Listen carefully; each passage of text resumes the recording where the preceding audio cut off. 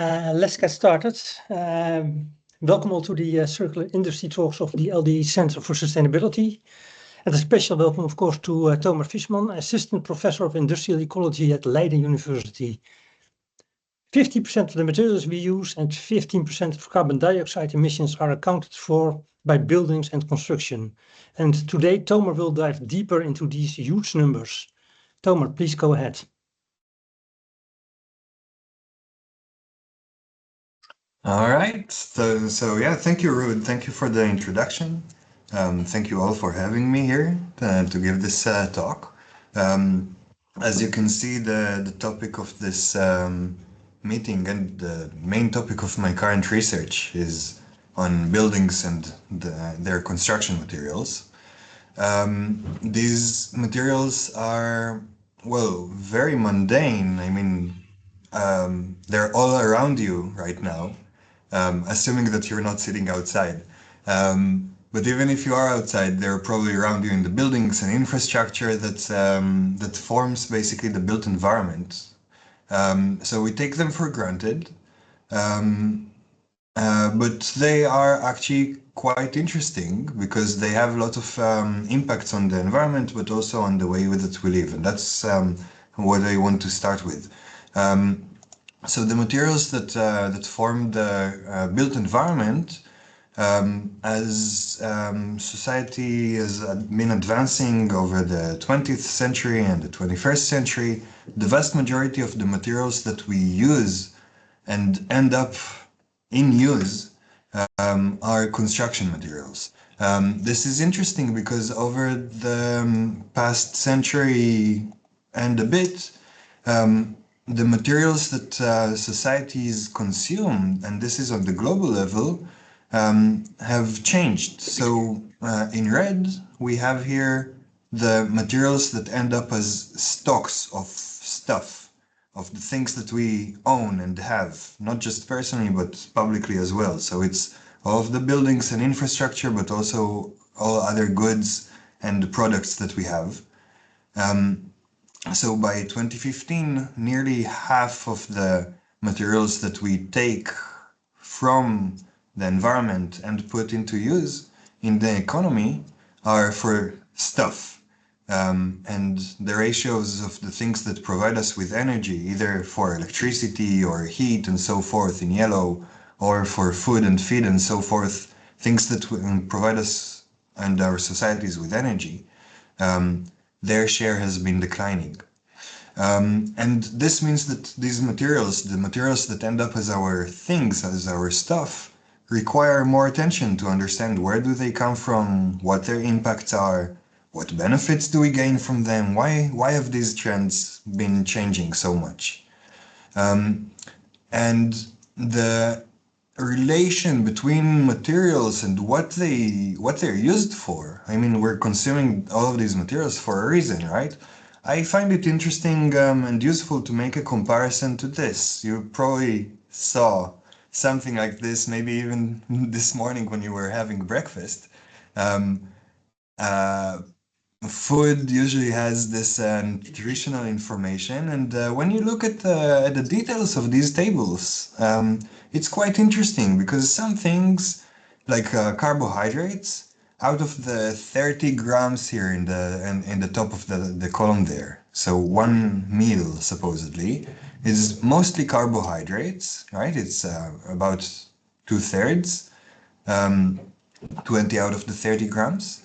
And then there's vitamin C, which there's only 13 milligrams in a meal of this sort. But you know, vitamin C is quite important, right? So it's good that it's there, but we need only a small amount of it in mass.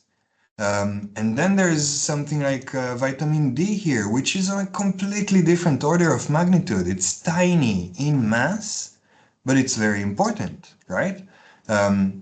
So the mass of things and the ratios of their various nutrients in this case in a meal has some relation, of course, to what we gain out of them, but it's not necessarily always so, right? The correlation between mass and how things are consumed or used, or what they're used for, is not always one-to-one.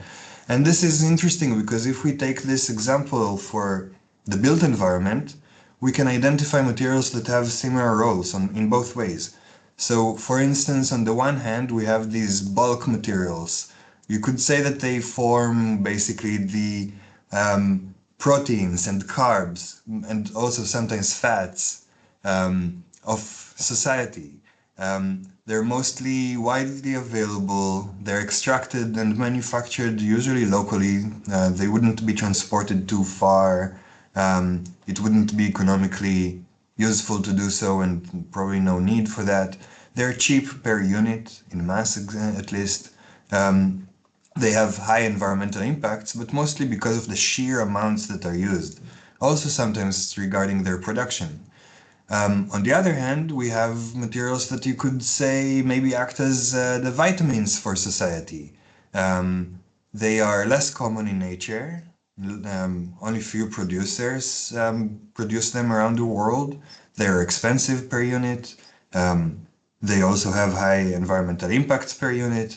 Some of them are so important that countries or the EU define them as critical materials, not because of some chemical, it's not a chemical definition or a physical definition, but rather because of their socioeconomic importance. And then when we talk about construction materials, these materials are more on the left-hand side. So you could say that they are part of these bulk materials are the ones that form the structure, the overall structure of society.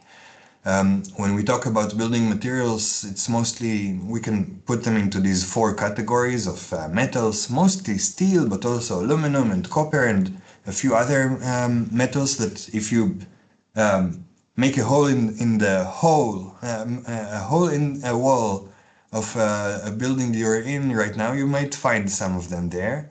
There are mineral-based materials, mostly cement and aggregate and sand that together form concrete, but also asphalt and a few other mineral-based construction materials. There's timber and other bio-based materials and lots of other materials that are also very important and used in mass in smaller ratios, like glass and ceramics and plastics and so forth. So together, as we already mentioned, they form 50% of the global consumption of all raw materials and a large portion of our overall global greenhouse gas emissions. And they have lots of other environmental impacts, which some of them might be more localized, others are also global in scale. But the interesting thing is that these four categories of materials, when you put them together in different combinations, they could end up forming something that looks like this. This is Leiden, where I'm currently based. Unfortunately, my building is not in this historical, beautiful part of the city. But this could be a combination of these materials ends up looking like this. But the same materials in different combinations, different layouts could also form a city that looks like this. This is from my home country of Israel, not my hometown, but this one is a desert community. It's the same materials, but the layout, the use, it's completely different. By the way, these white things you see on the roof there, you can see that they are attached to solar panels. These are for water heating. Nearly, by law, nearly every household needs to have one of these in order to conserve on energy. But you can also see that it really affects the way the city looks. Whether this is beautiful or ugly, that's a pretty good question. But again, about the construction materials, again, the same materials could also form something that looks like this. This is a photo of that one of my PhD students took in a slum in Jakarta in Indonesia a few months ago. Again, same materials in the end, in different ratios, different amounts, but the outcomes are really different. And this is where it gets really interesting, because I would like to say that the building materials have these double roles. They're a missing link, you could say. On the one hand, by studying them, we can learn a lot and quantify a lot about the environmental impacts that humanity has. Because of the extraction and the energy and material inputs that are and emissions that are related to using them. They alter landscapes, lots of inefficiencies and wastes. Some of their production creates toxicity and particulate matter and lots of other environmental impacts on the one hand. But by studying them, we can also learn a lot about the right-hand side here, about the socio-economy. They provide us with critical services and functions: dwelling space, shelter, transportation, communication. Their capital, they're worth money. If you tried to rent or buy a house in the Netherlands now, you know exactly what I mean. But also their layout and how they're used dictates the lifestyles and life quality. That makes them really, really interesting, because we can use them. Once we quantify them, we can study both the environment and the socio-economy at the same time. In order to understand that, though, we need to first quantify what are the building materials, where are they, and how they're used. Or in other words, to basically understand how much does a city weigh. We're still working on developing something like this, a scale where we could just put a city on a scale and measure it. That's, of course, not really practical. So when we want to actually make an assessment, an estimation of where and how much materials there are in a city, we use lots of different methodologies to do so. Sometimes we use maps and conversions and equations in order to convert the map data into the materials that are out there. Sometimes we use remote sensing approaches. I'd like to show you one example that we have done in a long-term collaboration with Chinese and Japanese colleagues in order to study the materials that accumulated in a city. Well, in this case, it's city-sized, it's 10 square kilometers, but it's a district in a bigger city in northern China. And you can see our starting point was to scan old maps and digitize them. We also use satellite imagery of the same location over time.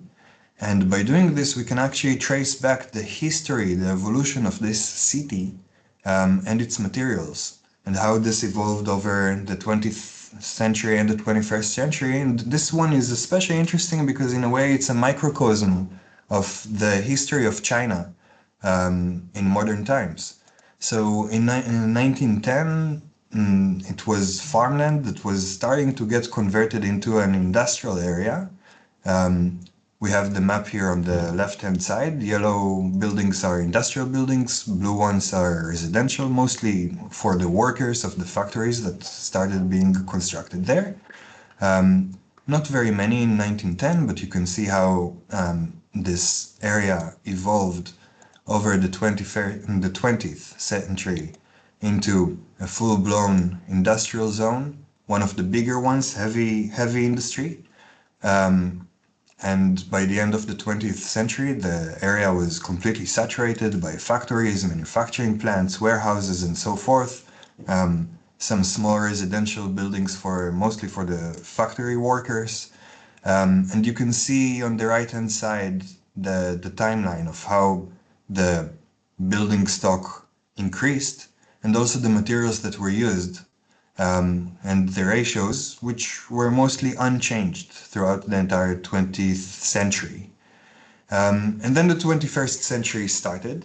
There's no more space to build here anything new, but if you know anything about the big jump that China has done in the 21st century, then well, by the end of the 20th century, this industrial zone was getting old, outdated. Many of the production facilities there were actually running out of business. And surrounding it, there was high demand for other types of buildings. So this is 2002. You can start seeing some more blue buildings, that's residential buildings, appearing on the outskirts of this area. You can also see that they're pretty tall. And this is 2004, 2008, 11, and 2018.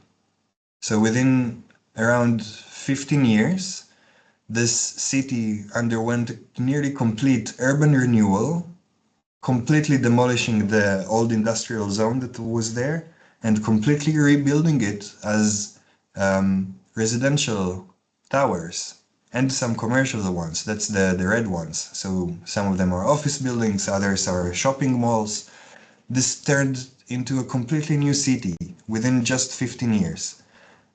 This is also interesting because on the right-hand side, you can see how not just the mass of materials that are in these buildings, how it doubled in that period. We also see how their use has changed. So it's new materials that are used for something completely different than before. But also the types of materials have changed during this huge transition. And this can tell us a lot about the evolution of how materials are used and how they relate to socioeconomic trends and changes. By doing this, by taking these snapshots over time of the same location and its buildings and materials, we can also identify, well, when from one map, from one year to the next, buildings disappeared, that implies to us that there must have been some demolition. So we can say something about how many materials became demolition wastes between one period and the next. And when we identify new buildings that were not there before and in the next map, in the next year appear, that means that there must have been some inflow of materials, construction, which also indicates the extraction and manufacturing and production of those materials somewhere else and the transporting them for the construction that occurred in this city. By doing this consistently, we can say something about how many materials came in and how many materials left and went out of that city and show the comparisons between inflows and outflows. We can also ask, well, say during the big urban renewal stage, there was a lot of demolition, a lot of materials left. How many of them could have potentially been reused on site? So, for instance, some of the sand, could it have been reused during the urban renewal and maybe have some circularity there? We can also see that, for instance, bricks, even if they would have been reused, there were more outflows. So the rest of the demolished bricks would need to find a different home. There was not much circular construction occurring over there. But by doing this, we can say something about the next big urban renewal and plan it better for next time. So this is one reason why we're very interested in studying these material stocks and their accumulation over time and mapping them out. In other cases, when we do this, we do it for other reasons. In this case, for instance, this is halfway across the world, in the Caribbean, in Grenada, mapping the material stocks of the buildings and measuring how much materials there are, overlaying that on maps of the areas that are at risk of sea level rise in the next decades. We can estimate how much materials and what type of use are at risk from sea level rise and change course or plan the correct policies and the interventions in order to avoid or at least minimize those types of impacts. Interestingly enough, in this case, we also found, it's not shown here on this figure, but we found that most of the buildings that are at risk are also the ones that provide the most income to this city and to Grenada as a whole, mostly related to tourism. So that doubles the risk. So it's not just about the materials that would be lost, but also the economic activity that would be lost from losing these types of buildings because of sea level rise. On a larger scale, a few years ago, we mapped out the material stocks of the entirety of Europe, as you can see here. And that led us to see that the materials and the way that they accumulate in different cities, you can see some different spatial patterns here. Some are more centralized, like in Paris. Others are more spread out, like Milan and its surrounding areas. Warsaw, but also Berlin, show these star-shaped spreads from the central city to its suburbs. And we wanted to see what, well, now that we have all of this data, how are materials used in European cities? So we created this mapping here, this scatter plot, which each circle here is a city. We have its population density, how many people per square kilometer on the horizontal axis. And we have how much materials are used per person in that city, how much building materials are used on the vertical axis. And there is a very interesting pattern here, which I think you can immediately see. When population density is low, there's a lot of variability. Some cities have a lot of building materials per person, some have very low. But there's a very big range. But as we move further to the right in this figure, the bigger the population density is, the more people we have occupying space in a city, the more efficient is the material use. So we need less materials per person in those cities. And this is quite interesting. We didn't know whether to expect this before, so there is a lot to unpack here. But which cities are these? What makes them different from each other? We tried to do a clustering analysis to see if we can identify any patterns here beyond the general trend that we just described. And our clustering analysis indicated this. We have here 4 clusters of cities that are different from each other in some unique ways. The algorithm identified these, and we wanted to see if we can explain them. So in red, we have a cluster of cities and towns, of course, villages and so forth, that have very low population densities, but also very high per capita materials use. These cities are usually, they either have a big industrial zone that might actually be related to another bigger city nearby. Some of them have seaports or other big intensive material uses. Interestingly enough, some of these also have big football stadiums that also use up a lot of material. And that makes them all unique. They're spread out across the entire European continent, but this is what these red cities are. That's one cluster. Then we have in green here another cluster with low to medium population densities, and as population density increases, there is a narrowing range of per capita material use. But if you look closely, you can see that underlying those greens, in between them, there is also an orange cluster, occupying the same space here. But something about these cities, the clustering algorithm identified that something about these cities is different from the green ones. When we looked at the names of those cities, this is what we saw. They are mostly big capital cities, either capital cities or local capitals across the European continent. So they are bigger, they're more important socioeconomically, and they follow the same pattern, but something is different about them. And then there's these blue cities, which have very high population densities and always consistently very low per capita materials in their buildings.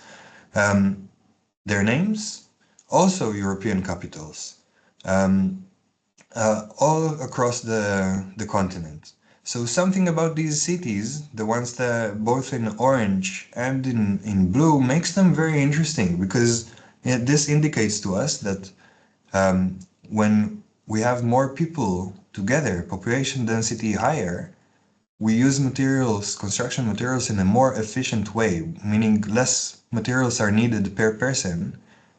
And that's potentially good for the environment, right? Because it means less impacts from the construction and use of those materials.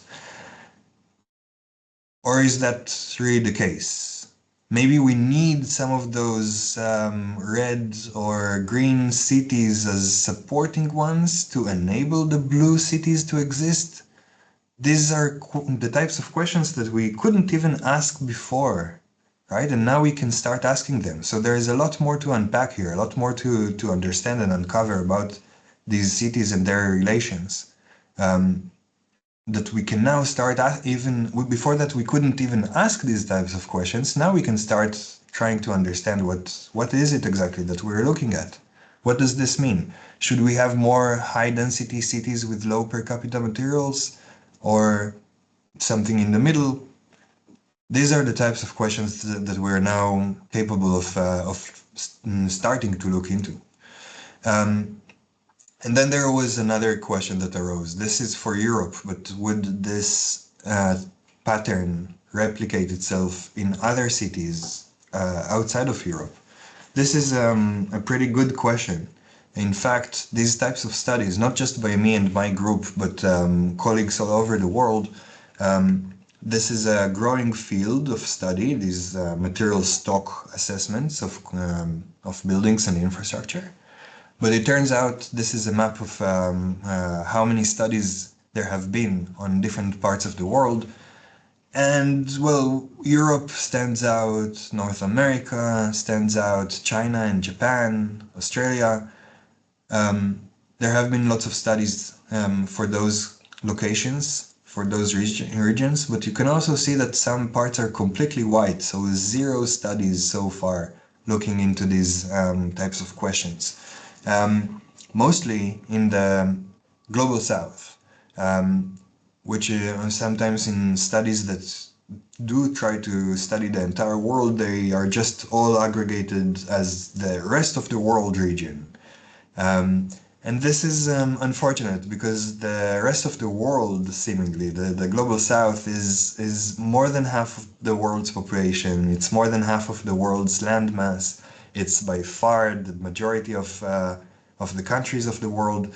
And it's also where most of the population growth and urban development is going to occur in the next decades, which means potentially lots of impacts, but also lots of opportunities and potential cases to do it in a more sustainable way, this time to get it right, if we have the data and the understanding in order to support more sustainable development of cities in the global south.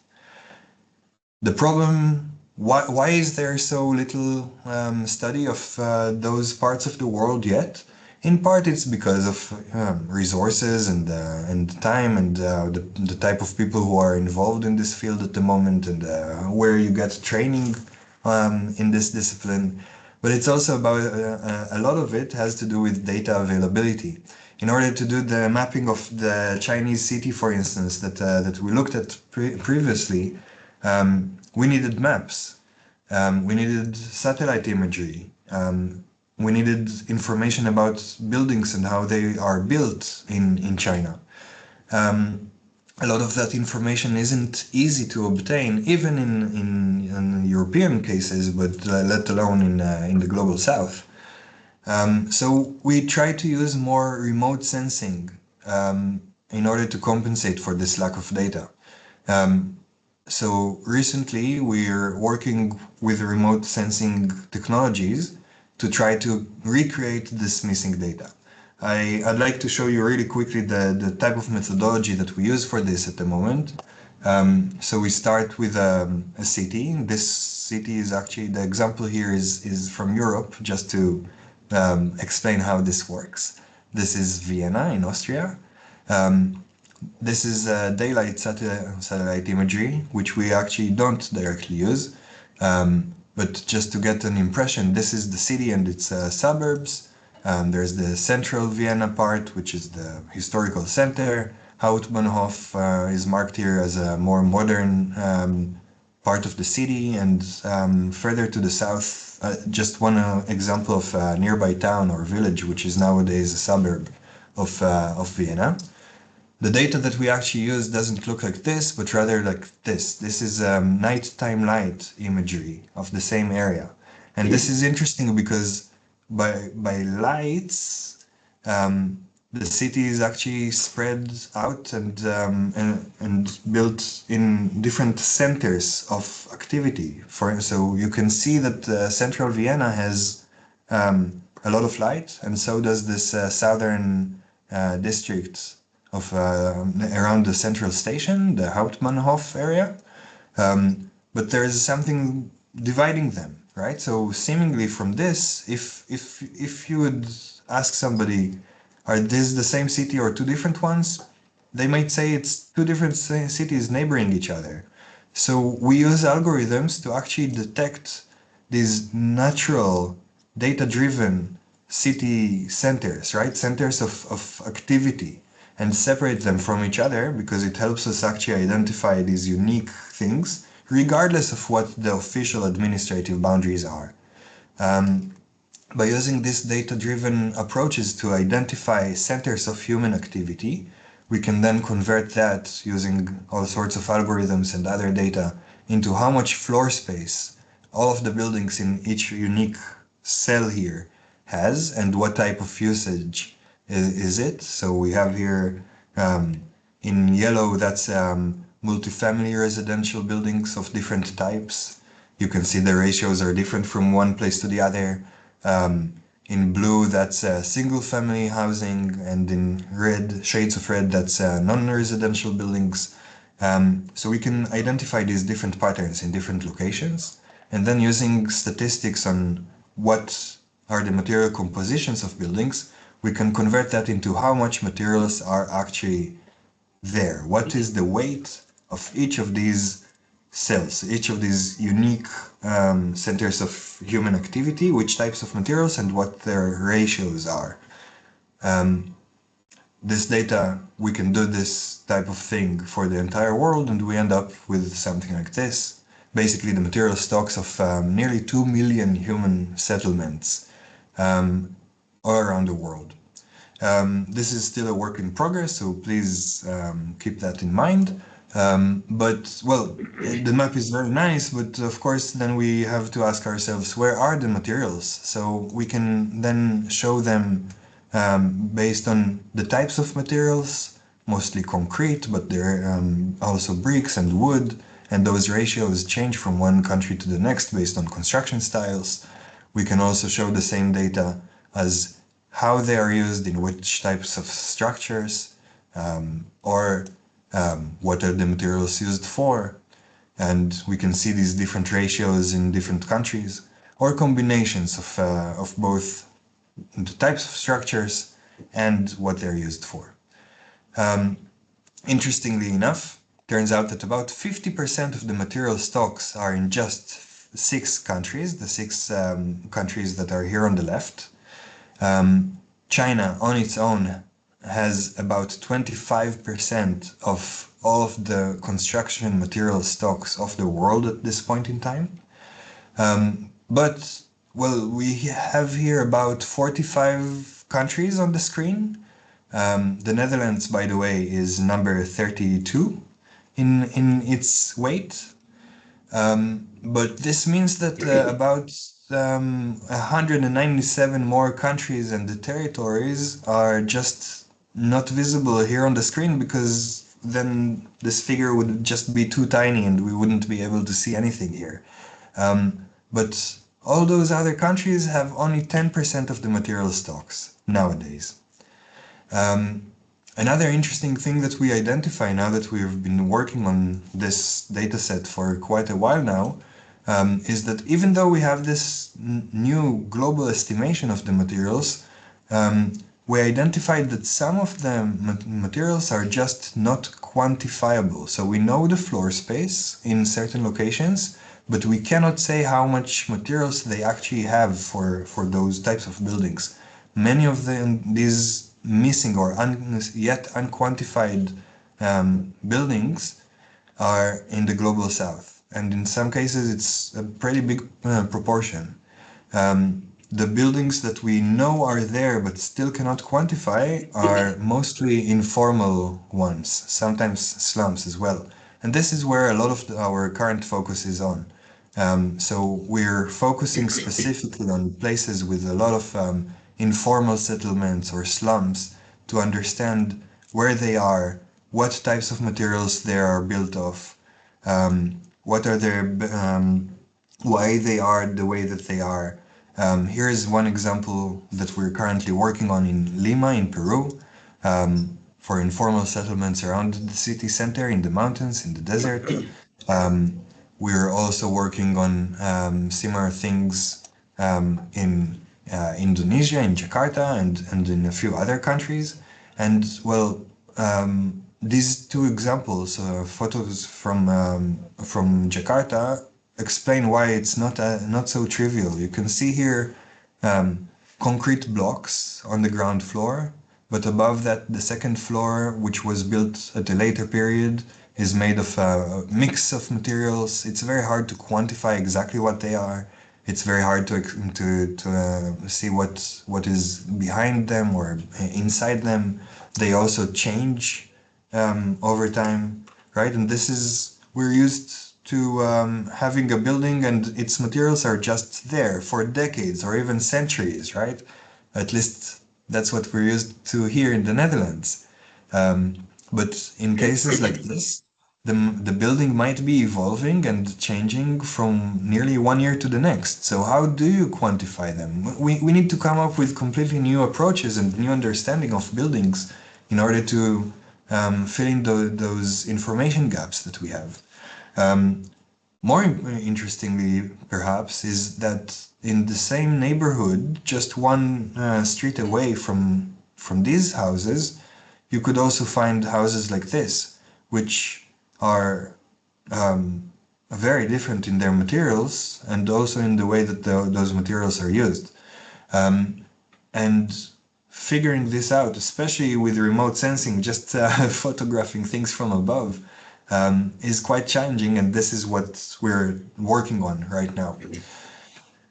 So to summarize, construction materials and the service provisioning that they give society, it brings up a lot of interesting questions that I wanted to raise today.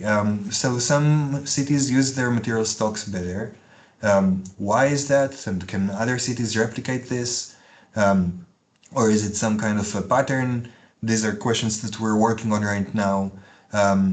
These continental scale patterns, what's the causality? What came first, and what's the outcome?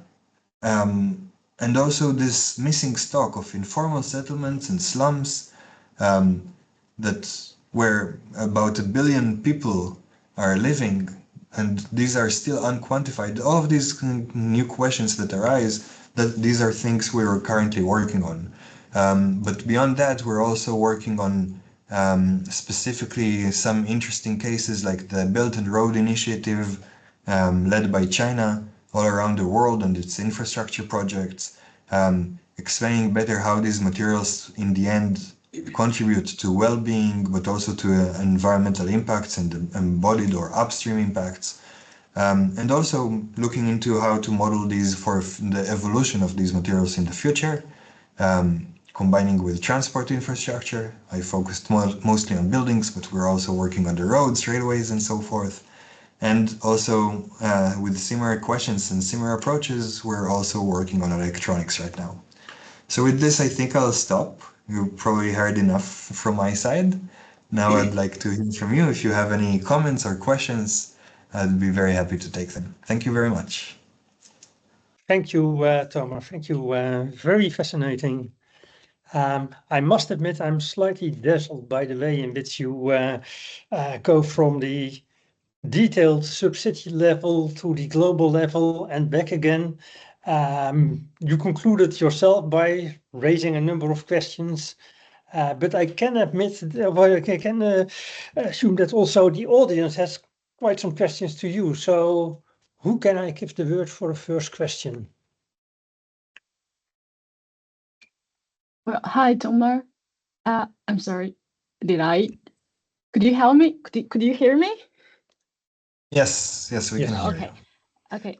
Thanks for your presentation. I find it's quite interesting and related to my future researches potentially, especially the layout, like the pattern and the relationships between the material consumptions. And I have a question about the clustering of the four clustering types of city. So I'm wondering the reason why, like the bigger city, but more efficient material consumption. It is because I don't know the reason, but I assume like it's because of the data. Because if we use the data back to like 2000 later on, it's probably the bigger cities is already constructed. So the I don't know, the remaining construction is very limited. So I'm not sure. So I wanted to ask this kind of question. Yeah. Well, I think it's an open question of sorts, because this large scale assessment of where the materials are, it's very hard to create a time series of this and to see what the evolution of this was. So for the Tiaxi district in China, for instance, where we created this very long time series, that took 5 years, and multiple master students and PhD students to do that for just one district. Doing this for the entire world is a work in progress, let's call it. So I don't know if we'll be able to answer exactly your question in the short term, but my hunch from working on these types of topics for quite a while now, I think it's not necessarily about the history of those cities per se, but rather about, well, what makes them attractive for more people to live there. And that's not just in the sense of whether there are more better schools or museums or health. It's very complex socioeconomic patterns, some of which, of course, have a very long history, which doesn't have much to do with the materials history per se, but rather the urban history. And I find that very exciting, because that would be beyond my understanding, but it means we need this multidisciplinarity. We need urbanists and city history experts to contribute to our research. So it's not just about the mass, and it's not just about the embodied impacts. It goes way beyond that, and that's why I find it so exciting that our research calls for collaboration with all of these different types of experts. Okay, thank you. Okay, then I see that Jacco also has a question. Yeah, Great to thank see you you, very Good much. morning. Good morning. Fascinating presentation. Just adding to the previous question and your response to that, we of course have a few capitals or big cities that have been are quite recently planned, and that is actually the physical part is the easy part, but the social part to get some community or social cohesion is the more difficult part. And that counts for Brasilia, that also counts for the new capital in Indonesia compared to old ones. But of course, you showed this countries with big material stocks, but of course also the countries with large populations. So it would be really interesting to see that compared to GDP per capita or corrected for the population size. But what I wanted to ask to you is actually the policy or future relevance. We know well, you show patterns of how it has developed. There are like clusters within that, but you can also think about how to improve that for the future. If you have like circular or reuse patterns, but from say climate-friendly building, we also know that wood is a much better material. And some of the countries with less lower material stocks have more a tradition of building with wood or natural materials. And then you would also be able to connect that to, say, the climate impact or the carbon emissions of that. And I just want you to hear your views on that. Would that be interesting? Or anyway, what is the policy or the future relevance of the work that you have just been presenting to us? Yeah, thank you so much, Jaco. Yeah, spot on. These are exactly the types of observations and also questions that arise that we're identifying as well. So yeah, we haven't created the same scatter plot of cities on the global scale because the data that I just showed for the entire world is really fresh out of the oven. But I think I also subscribe to your hypothesis that planned capitals would probably they wouldn't follow that same stretch that we saw for the blue cities, that they would be above them. So maybe they have they would probably have more materials per capita and less population densities. So whether it's a completely new pattern that we just do not see in Europe, or whether it fits into this pattern, that's definitely something I'm really looking forward to finally seeing.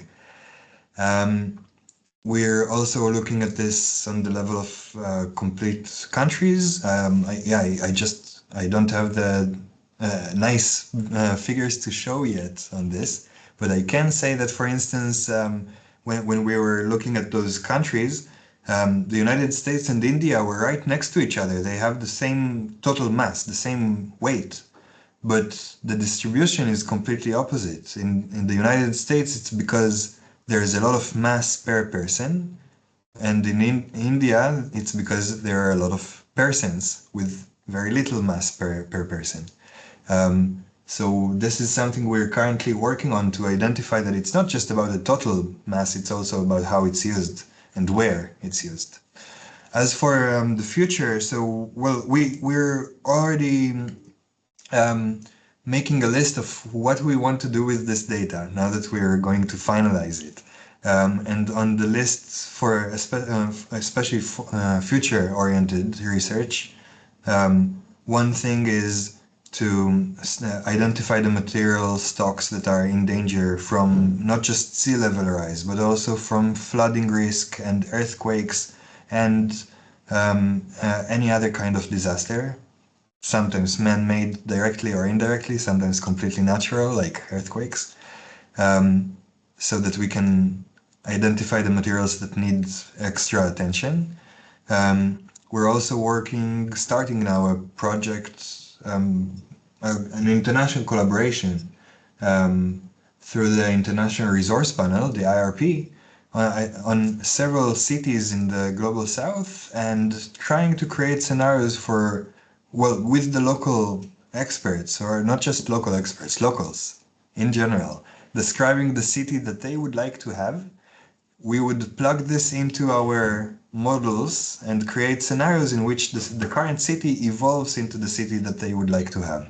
And then we would be able to estimate what would be the material requirements and what would be the demolition flows that would be involved, and where would circularity opportunities come into play, which types of opportunities would be there. What if we do build from timber or other biomass materials instead of reinforced concrete, and map out what that could actually mean. Tomer, if I may interrupt you, because we Yes. have some other questions, and I would like Yes, to of be course. able to also give the others the opportunity to ask a question. And then I see that Elise, you dropped out with your question. Yeah, I thought I would leave the room for other people to ask a question. Yeah, please leave the answers and questions relatively short, and everyone can get a turn. Peter. And short answers I'll too, try. I promise. Thanks, Thomas. Very interesting. You mentioned a few times that you have a collaboration worldwide with a lot of groups. You use a variety of data sources. Do you experience restrictions in cooperation, access to data, and how do you see the future for this work where you cooperate really worldwide and multidisciplinary? Well, I have to admit that it's not restrictions, but our biggest challenge is usually to actually explain what we are doing and what we want to do to stakeholders and people that might have the data and they don't even know that they have the data.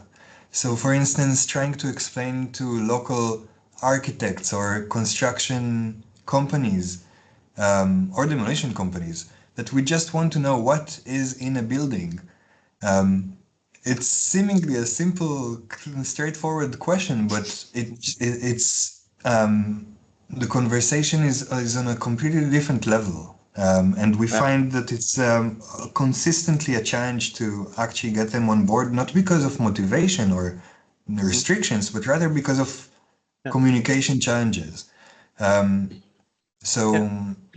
Yeah, it's that's something we repeatedly try to improve in trying to speak their language so that they don't, shut off and don't want to collaborate with us simply because they don't understand what we want to do. I understand. Thank you. Yeah, thank you too. Asaf, your question has already been answered.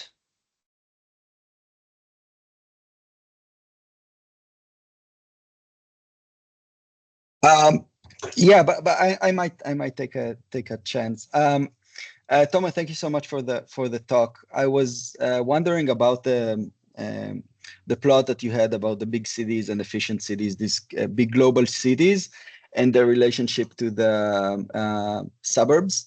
And you briefly asked the hypothesis, like, do we need the suburbs to support these large cities? Do we need all the suburbs of Paris to support the global city of Paris that attracts the financial and touristic and all of that? And do you have some insights about that, like even a hunch or a gut feeling about how it's behaving in the Western world and maybe in the global South? Yeah, no, I don't. These are very preliminary questions. So no, I'd love to talk more with you if you have any hunch or directions on even how to explore this further. That would be really cool to talk about this further. The suburb hinterland of global cities. Yeah. And if that's the case, right? If it has to be that way, how can we still? Where are the opportunities and improvement options? Right? I find it fascinating, but it's so early in this research. Yeah. Okay. Thank you so much. Thank you too. Then we have a question by Rodrigo. Hey, Tomer. Long time no see. Hey, Rodrigo. It's heartwarming to see you. Thank you for joining today. Thank you very much. 5 a.m. here in Santiago, 6 now. Oh, wow. I want to keep it short also. As you may know, I'm doing a material stock analysis in Santiago, but my question is related to India. I didn't knew that they were in third position as you presented. Do you know if there's projections in India's future material stock? Because if we understand India, that currently their current situation, and if they want to move to something similar to China, I think that's like one of the most relevant environmental impacts, or at least pressures, that we're going to put there. And I was wondering, because of this rural-urban migration trend, is this the only way to go? And also, I think that this type of analysis, or at least the the analysis that we understand from this research, I think it helps to define if this is the only way to develop. A bit more philosophical, definitely, but I think it's a relevant question, understanding that they are currently in the third position. Yes, absolutely. Okay, well, the first question is easier for me to answer. I do know that there are some recent studies about India and its future urban developments. If you could remind me later by email, I'll post my email here in the chat. I can send you a recent report that that came from colleagues in India about scenarios of urban development there. As for the second question, which is more philosophical, that's exactly what we need, right? I think that's one of the messages I wanted to get across. I don't know myself these high-level philosophical things. I'm not even sure if I'm the right person to completely answer them, but I think they're critical, right? Because it goes back to a deep core question of what is sustainability, right? What would be sustainable, and and then can we translate that into in science into models, but in the end into a reality, right? So without that, I wouldn't want this type of work to stay on the technical level. So I'm not giving you any concrete answers. I'm aware of that, but I fully agree. These are the types of things we should be working on. Yeah, I think the result of the type of research that we are doing at different levels are needed and are useful for those type of complex questions. And as just small questions, sorry, just a super small answer also. Do you know the error between remote sensing and bottom-up approaches in general? Of course, definitely, because I think you have a lot of error when you have sense light from an industry and that your model thinks it's a small city. Yes. So keeping it short, there's a lot of uncertainty, and I think we will always have these uncertainties because that slide where I put a city on the scale, that was of course a joke, right? We would never be able to actually do that. In reality, there's always if we're in the same order of magnitude with other studies, usually this is the best we can hope for at this point in time, because it's also the question of whether our models from remote sensing, are they wrong, or was that previous bottom-up study wrong, right? Maybe we'll never know. I need to interrupt you again because we are at the end time of this meeting. It's exactly 11. That is Sorry. a quite strict time, but I think everyone, Yeah. well, you put your email address in the chat so everyone knows how to reach you for further questions, more detailed answers. Before closing this meeting, there are two events, both at April 8th, that I would like to bring to your attention. Both are also at TU Delft. One is an M2I event on circular economy and metals, and the other is a medical Delta conference on sustainability in healthcare. And you can find more information on the LDE-CFS website. Rest me to thank Tomer once more for his very interesting and fascinating presentation of today, and thank you all for your participation. And I hope to see you in 2 weeks' time when we have a session with Matthijs Bogelman and Arjen Wieriks on circular readiness assessment for companies. Have a nice day. Thank you, everyone. Thank you, Tomer.